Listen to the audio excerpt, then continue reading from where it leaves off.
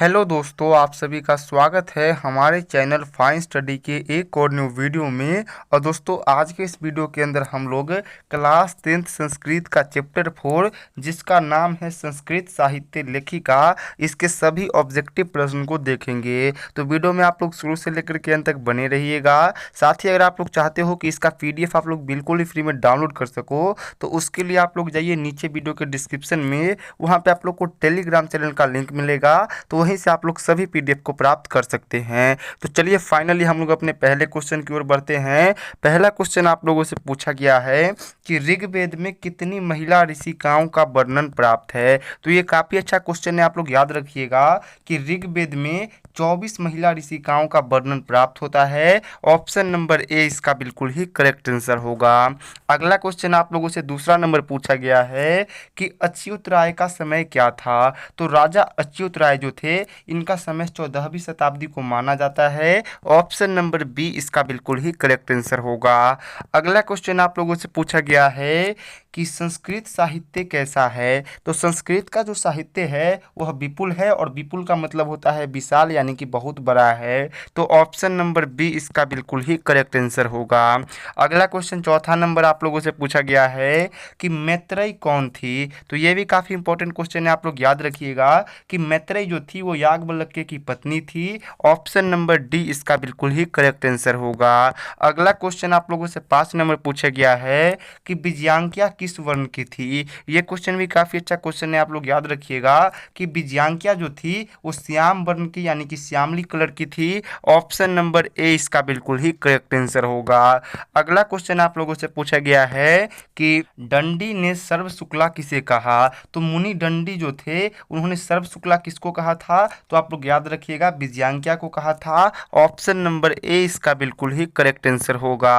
अगला क्वेश्चन आप लोगों से पूछा गया है कि अच्युत राय कहाँ के राजा थे। तो आप सभी लोग याद रखिएगा अच्युत राय विजयनगर साम्राज्य के राजा थे। ऑप्शन नंबर डी इसका बिल्कुल ही करेक्ट आंसर होगा।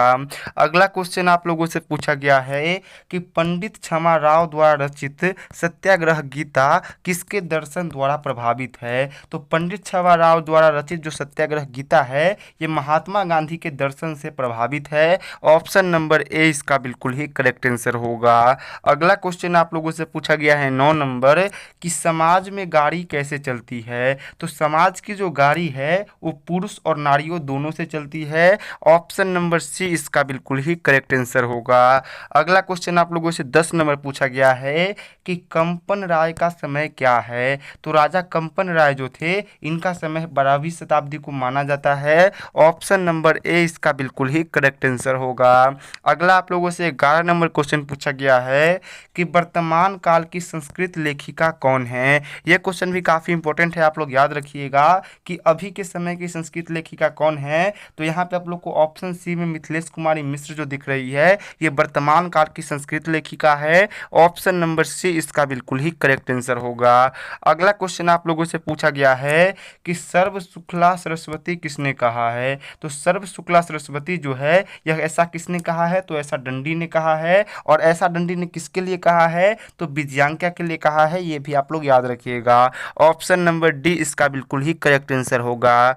अगला क्वेश्चन आप लोगों से पूछा गया है कि संस्कृत साहित्य लेखिका किस प्रकार का पाठ है। तो संस्कृत साहित्य लेखिका जो है यह एक प्रकार का निबंध पाठ है। ऑप्शन नंबर डी इसका बिल्कुल ही करेक्ट आंसर होगा।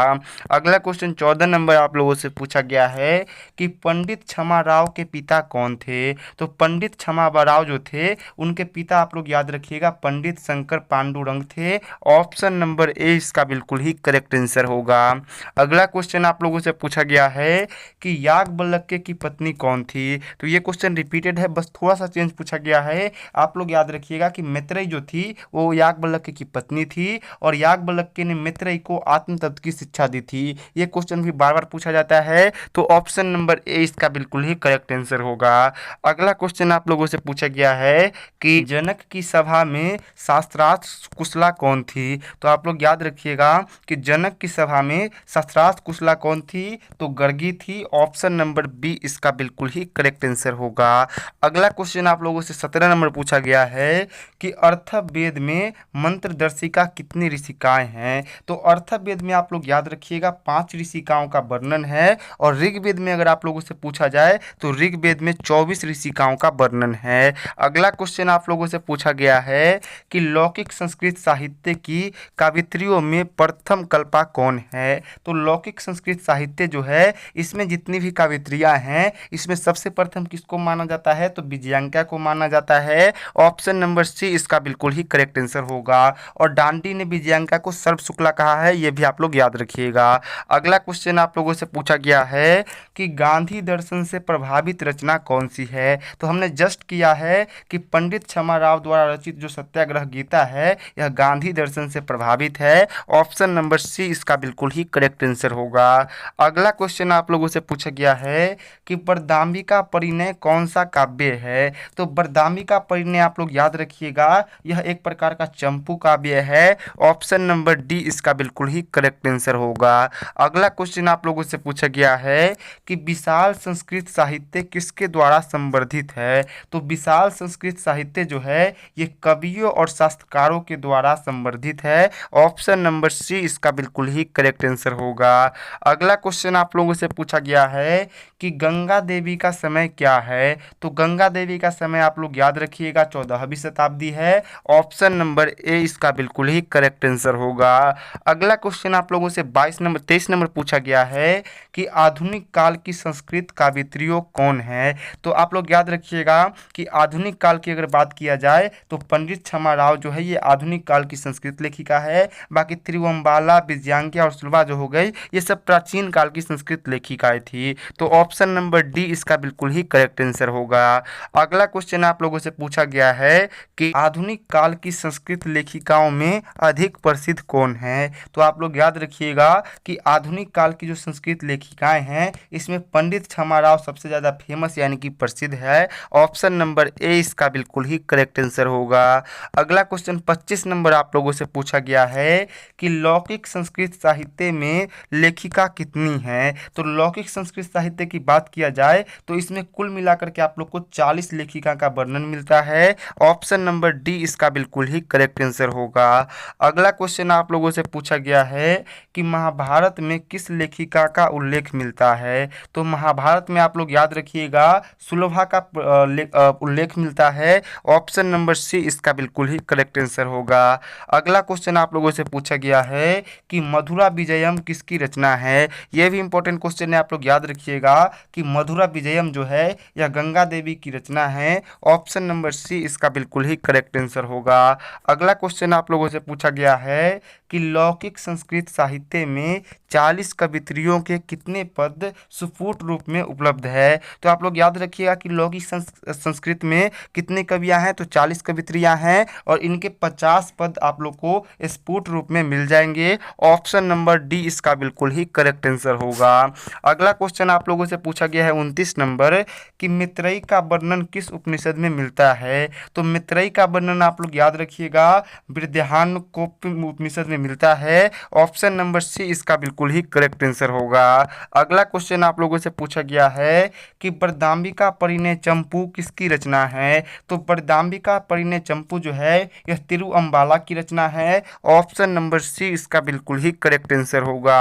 अगला क्वेश्चन आप लोगों से पूछा गया है कि शंकर चरित्र के रचनाकार कौन है। तो शंकर चरित्र के रचनाकार आप लोग याद रखिएगा पंडित क्षमाराव है। ऑप्शन नंबर ए इसका बिल्कुल ही करेक्ट आंसर होगा।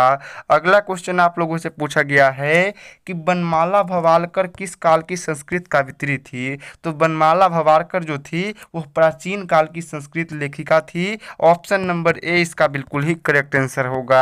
अगला क्वेश्चन आप लोगों से पूछा गया है कि विजय भट्टारिका किसकी पत्नी थी। तो विजय भट्टारिका जो थी वो राजा चंद्रादित्य की पत्नी थी। ऑप्शन नंबर ए इसका बिल्कुल ही करेक्ट आंसर होगा।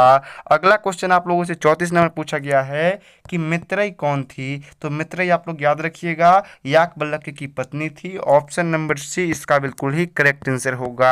अगला क्वेश्चन आप लोगों से पूछा गया है कि सर्व शुक्ला सरस्वती किसने और किसे कहा है। तो सर्व शुक्ला सरस्वती जो है ऐसा डंडी ने कहा है और विजयांका के लिए कहा है। तो ऑप्शन नंबर बी इसका बिल्कुल ही करेक्ट आंसर होगा।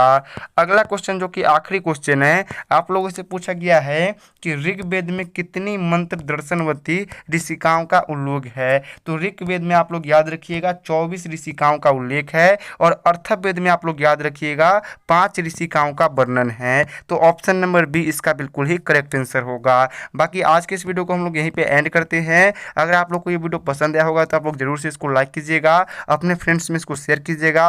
मिलते हैं अगले वीडियो में, तब तक के लिए बाय।